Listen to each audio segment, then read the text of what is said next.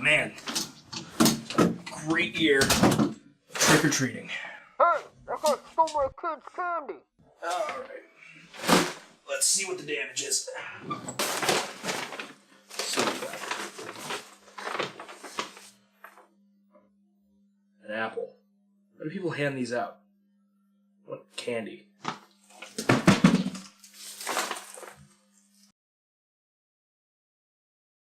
Well, that's not good.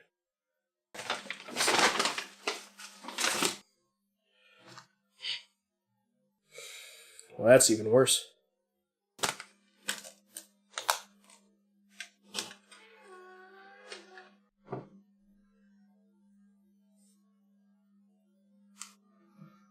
Alright, real quick. The original Halloween by John Carpenter, released in 1978, is a classic horror movie. With its subtlety, genuine atmosphere, and a great combination of Jamie Lee Curtis, Donald Pleasance, and anyone who donned the Kirk mask, Halloween stabbed its way into the hearts of horror fans, myself included. With the success of the original Halloween movie, there were bound to be sequels, and sequels we got. Film after film in this franchise were made, with each one kind of getting worse than the last. With some exceptions, Halloween H2O was pretty decent, but otherwise the Halloween movies are just kind of popcorn horror films with not much worth after the first couple. But after Michael Myers fought Busta Rhymes in Halloween Resurrection, I'm not sure how much worse the films could get. So, instead of another horrid sequel, a remake was made with Rob Zombie at the helm in 2007. While I'm not much of a fan of Rob Zombie's films in general, I did enjoy his first Halloween. It was very different than the original in tone, so it got to be its own thing, while also being pretty consistent with the original story. It's certainly more brutal and has more shock value. I wouldn't say it's better than the original by any means, but I still enjoyed it. But it does have one thing over the original. Let me introduce myself. I'm Joe Grizzly, bitch. But then Rob Zombie made a sequel in 2009, which made middle school Will Goodnight very excited because he wanted to go see it with all of his little middle school friends. But his mother wouldn't let him. In hindsight, that was probably a smart call. But since someone was kind enough to give me this movie, on Blu-ray no less, this is Rob Zombie's Halloween 2. Fun fact, Dimension Films no longer holds the rights to the Halloween franchise. I'm not sure how or why, but I'm gonna find a way to blame this movie. So we get the definition of what barely constitutes as a plot point, and see a flashback when Michael was a kid in the asylum. What's wrong, Michael? What's wrong? My face completely changed. It's like I was replaced by a different actor. No, I'm not. Yes, you are. That's the face I want to see. After this tickling spree, Michael stabs a nurse to death with a fork, leading to his mother killing herself in the first movie. We cut to the aftermath of the first film with a traumatized Laurie Strode wandering aimlessly through Haddonfield, eventually being stopped by Sheriff Brackett. You know, the acting is something in this movie that varies quite a lot. While the opening is pretty cheesy and a lot of moments after that are insufferable, this sequence with Brackett and Laurie is actually pretty well acted. In fact, Brad Dourif is one of the few people that is consistently great throughout this movie. Laurie? Give me the gun. That's it. Just give me the gun. That's it. Easy, easy. I killed him. Oh, sweetie, no. No, you really didn't. Another compliment that I can give this movie, the gore and special effects do end up getting under my skin just a little bit. It's just brutal to look at. Strap him down tight. I don't need that behemoth banging around back there. Believe me, you want to strap him down. Son of a bitch was heavy, huh? 6 guys to lift 1 stiff. Technically, 5 guys and a girl. That's sexist. Did you get a look at the naked chick? I don't know where you're going with this. Yeah, she still look fresh. I heard a story about a couple of meat wagon boys fucking corpses over in Essex. I ain't never had the urge till tonight. Oh, hey, whoa, come on. Brackett even thinks he hears you joking about that, and then you're out of here on your ass. See the other guy? He gets it. That should be the default reaction to this conversation. What's the difference between jam and jelly? I don't know. What? You can't jelly your cock up with that girl's ass. Rob Zombie's Halloween 2, the definition of class. You're like, cow! What? Cow! Wow, the cow has more of a kill count than Michael in this movie so far. One guy lived, but not for long, since Michael got untied somehow.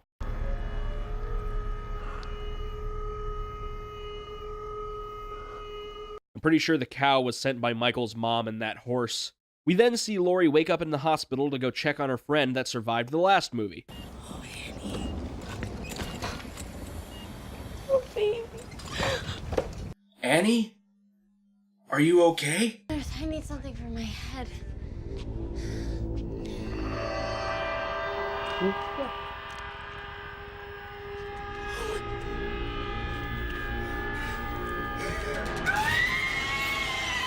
Okay, so Michael attacked her already, right? That's why part of her nose is like cut open. But she doesn't react until she sees Laurie. And then she pulls the IV out of Laurie's arm during her freakout. Worst nurse ever. Laurie takes the distraction the nurse offers Michael to run. Michael proceeds to take the bait by stabbing her a lot. Like, holy crap, dude, why are you still stabbing her? She was dead at like 4, why 10? Yeah, sure, she was probably still kicking. That 11th stab probably did her in.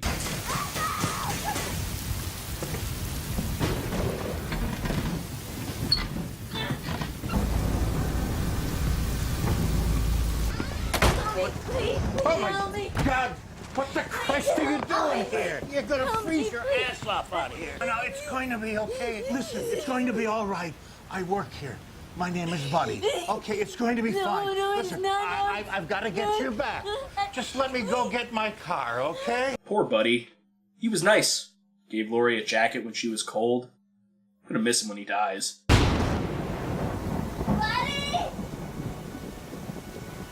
Buddy, please! Buddy, please come back!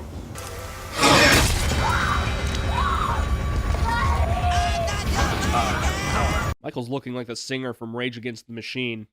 And why does it sound like he's making noise?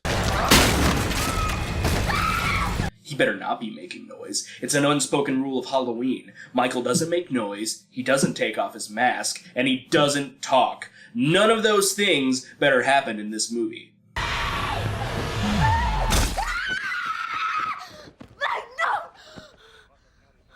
Wait a minute. That was a dream? The best part of this movie was a dream sequence? That'd be like this being the best video I've ever done, and then waking up in my Maximum Ride review. Anyway, Laurie wakes up and goes to take some medication. Some medication that I'm pretty sure I need just to make it through this movie. You're looking a bit grungy there, Laurie.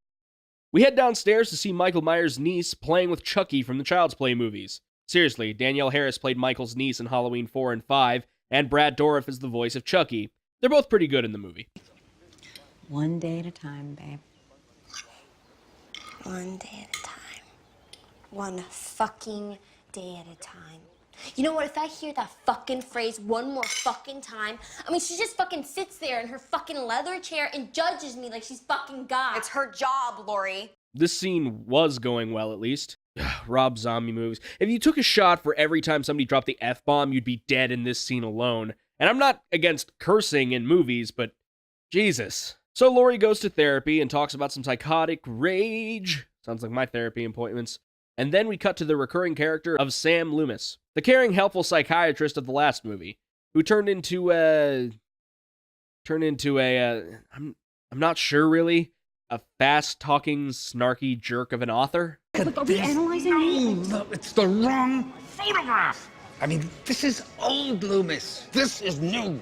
Yes, well, old Loomis increases sales by 25%, Look, okay? So... Well, I'm not going in there until you go get me a cup of PG Tips with a splash of milk, and I want it sizzling hot. PG what? What is this dialogue? Oh, I get it. Loomis is a millennial. Back to Laurie trying to keep her life together. It appears she works at a bookstore, where she enjoys working for a hippie 30 years past his prime, and being annoying with her workmates. Get out the gas, motherfucker! Could you go back to being a boring babysitter? At least I didn't find you obnoxious then. We cut back to Loomis giving a speech to a group of people about Michael Myers. It attempts he's written a book about Myers in an attempt to get a quick cash grab. He also shows how cringy he has gotten with some of the quotes he gives out. Freud would certainly have a field day with that little one, wouldn't he? Eventually, he gets a little irate when somebody asks if Michael Myers is still alive. Let me make things nice and sparkling clear. Michael Myers is fucking dead. Now, do you brain-dead gossip mongers want me to spell that out for you? D-E-A-D! Well, this scene is meant to be a bad case of irony. Man, Michael could use a mean shave. But more importantly, why is he unmasked, and why does he look like Rob Zombie? I will say it's interesting Michael is talking to his mother via the psyche of his younger self, but I also think it's a bit odd for a Halloween movie. Granted, it's new, it's also just weird, and has a strange Friday the 13th vibe. Hey, you stupid, slimy dick. I told you if you came on this land again, I'd beat the fuck out of you. What the fuck you think you're doing here? After having a discussion with himself, Michael gets caught roaming in a field by some rednecks who show him some respect by bashing a bat across his spine. Woo! Okay. Shut up, Bobby! What are we gonna do? Just fucking leave him out here? He shows the same kindness to them, even the girl who was nice to him, because nobody is innocent in the eyes of Michael Myers, even this dog. Has anybody at this table ever wondered who Marvin is? I mean, the original Marvin who was starving Marvin? Was it Lee Marvin? This conversation sounds like a Northern Lion bit. As we go further into this dinner, we see Michael enjoys his meat on the rare side, which causes Laurie to get sick. So they're connected somehow. That's interesting. I'll give them that at least. I can't wait for it to be explained. I don't know, man. Sometimes I wonder if killing people's even worth it. We get transported inside of Michael's inner psyche, and while it looks cool, it still can't give Sherry Moon Zombie the ability to emote. You know I can't come here anymore. My time here is over.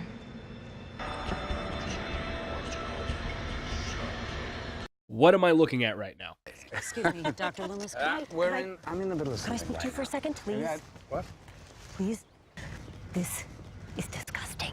I did not agree to this backdrop. I don't think you quite understand what I'm trying to accomplish here. Well, fair enough. I don't. Please explain it to me. I would really like to understand. I also don't understand. I would love an explanation. Well, I think it's a mistake. Oh, yeah, you do you? Yes. Well, when I want your opinion, I'll beat it out of you. Christ, Loomis!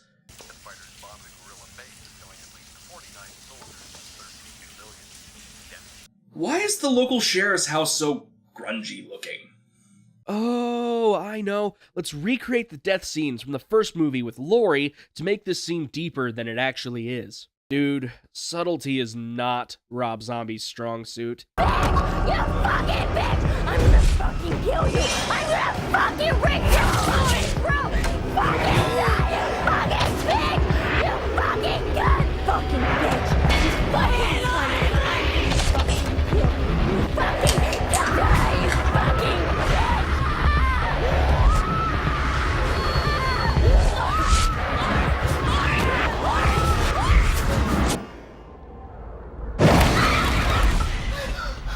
So this is just something Laurie does now.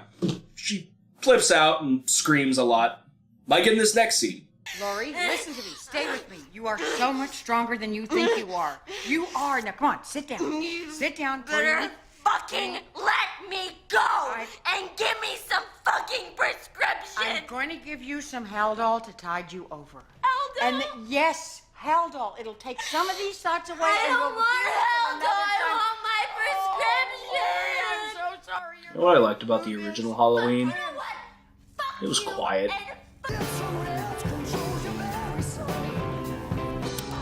So does every place in the town try to capitalize on Michael? Loomis, the strip club? I can understand plugging the book, but how does slapping Michael's mom on a strip club gonna drive business? Welcome to Harry's Tool Shed, where Michael's abusive stepdad bought tools at once.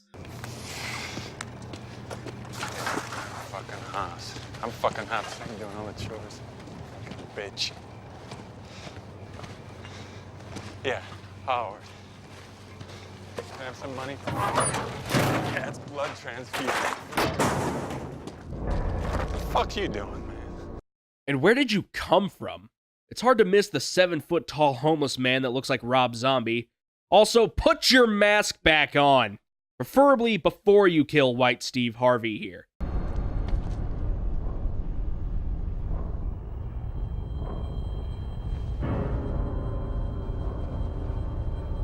Jesus Christ, get Sherry off the screen, or get her to close her eyes. We're done waiting. Only a river of blood can bring us back together. It's up to you. Up to you to do what? So there's a killing sequence that I'm gonna pass over simply because I don't want to censor all the nakedness. And afterward, we see Sheriff Brackett reading over Loomis's book, and he looks pretty angry about it. He tries to get a hold of Lori back at the house, but finds that she's gone. We cut to Lori looking at a bookstore, which has Loomis's book out front.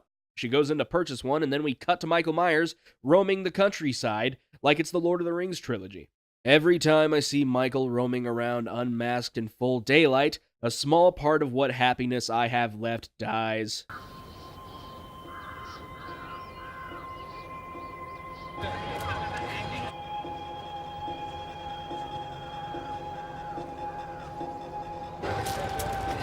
Well, now Michael has to go get an autograph. He's still out there. Rich and famous. All because of our pain. To be fair, the hallucination's right. We see Loomis during his book signing, dealing with crazies as well as the father of one of Michael's victims, who, to his credit, gives Loomis a lot of respect by trying to kill him.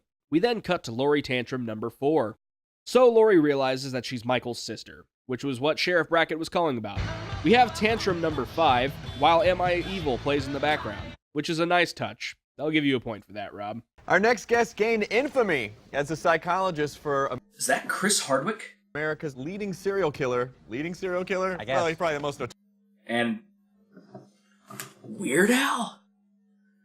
What are you guys doing in this movie? His new book, it's called The Devil Walks Among Us, is available somewhere. Please welcome Dr. Samuel Loomis. Now, you've been criticized, and in some circles, I gotta say, outright accused of profiteering off the misery of others. I mean, how do you even respond to that criticism? Well, you know, I think that's completely unfounded. I always get permission when I do the parody. No, I was talking to... This is already the most entertaining part of this movie. Actually, I take great issue with that statement. Besides, I might say that I've endured quite a lot of misery of my own in order to tell this story. Yeah, well, everyone feels real bad for you, except... I have never, ever been so humiliated in all my life! Cut to nighttime, and we're about to see a kid make a huge mistake.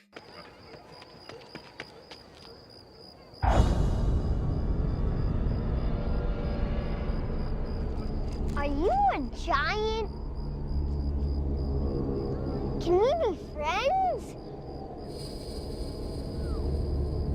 Mark, come on, don't talk to strangers. Bye. Kid's lucky. You should see his brother. Hiya, Georgie. What a nice boat. Do you want it back? I want to go party! Dang millennials. They end up going to this big Halloween party, which ends up just how you would expect. I'll give Rob Zombie one thing. His movies don't look like other movies. Except his other movies. Is she ready? Soon. There's no build-up in this. Stuff just happens. And that is not what makes a good horror film. Brackett apparently sent a guard to his house, which doesn't end up being too good for the guy he sent.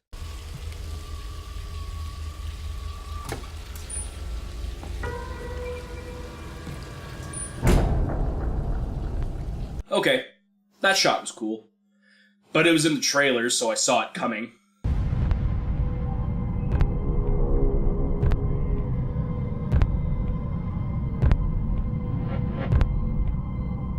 Well, you can look at it this way. Michael finally got his niece. Dude, I can't fucking read that. Oh, yeah, it does. It's okay. I'll sleep like a baby after what we went through tonight. Wait. Hold on. Back it up. Was that something subtle? It's okay. I'll sleep like a baby after what we went through tonight. In this movie? I must be dreaming. What's Jesus flying Christ! sequences? I need you to call 911, please. I need you to call 911. Go! Oh my God. Baby. She's fine. She survived 3 other Halloween movies before. She even killed somebody in the 4th one. Team sharing.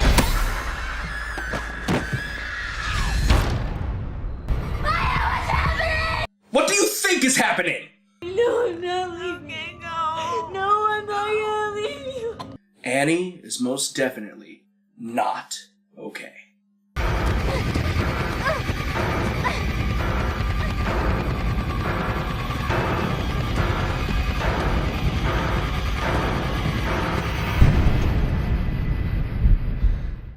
The cops finally show up at the house where Brad Dourif actually gets to show off some acting. As someone who's been good this entire film, acting-wise and as a character in general, I feel bad for him. But that won't stop the jokes. Oh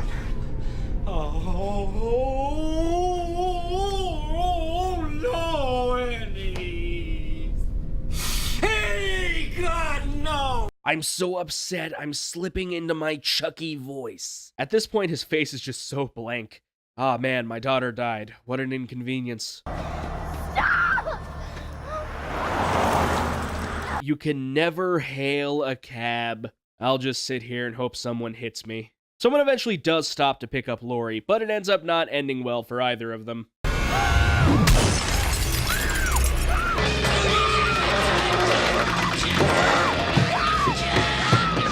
Even Michael Myers walks away from explosions like an action star.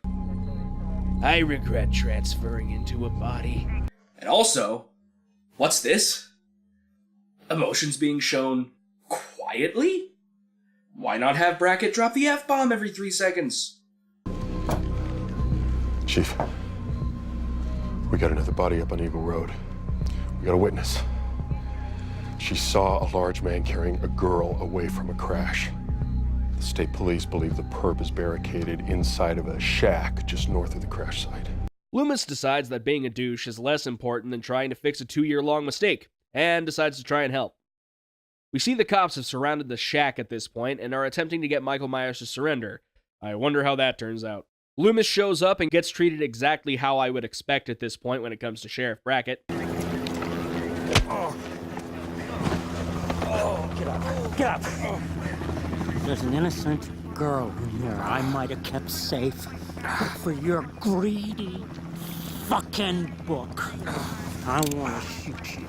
I want to shoot you so bad. I want to shoot him. Have I mentioned that he's probably the best character and actor in this movie? Loomis somehow gets by all the cops even though they've been told he isn't allowed there. Nowadays he would have been shot.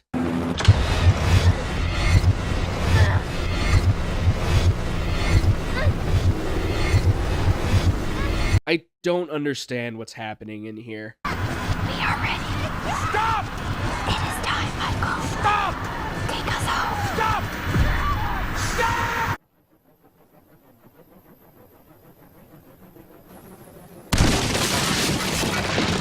Jesus. Loomis, are you alright?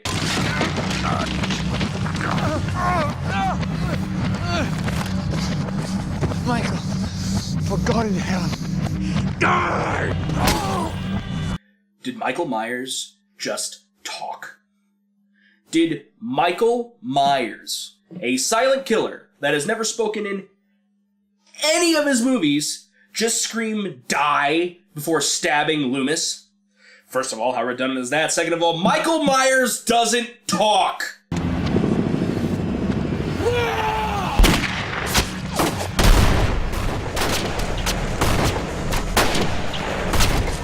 Second movie in a row that ends with Michael getting shot up by the police. Unrated endings, anyway.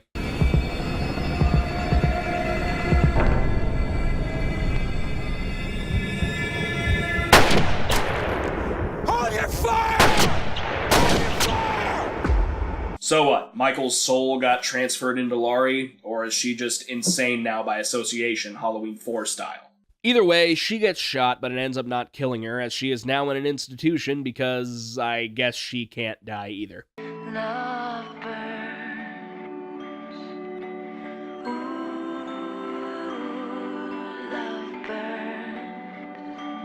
And by the way, the movie can screw itself with its choice of song here. Love hurts? No, this movie hurts. I don't understand the stupid horse thing. Why does she see her mom? How did she and Michael have a psychological connection? Nothing was explained, it's just sort of there. And that's what I could say about this entire movie. It just happened. Sure, there were a couple of decent ideas sprinkled throughout the movie. I don't hate the idea of Michael and Laurie being connected psychically, but there needs to be some kind of explanation other than, ooh, spooky ooky scary mom ghost. The acting in general was painful, and it doesn't help that the script was poor. So to their credit, the actors can only do so much. The highlights being Brad Dourif, Danielle Harris, and Malcolm McDowell, even if he was a jerk throughout the movie. The film was shot well, and had moments that looked cool, so cinematography will get a pass. But I just can't get over the flaws of annoying characters, poor writing, and having Michael Myers scream "die" just before killing Loomis. Die! Myers shouldn't talk. I shouldn't have to explain that. Overall, this movie is just a mess. And that's coming from a franchise that has this.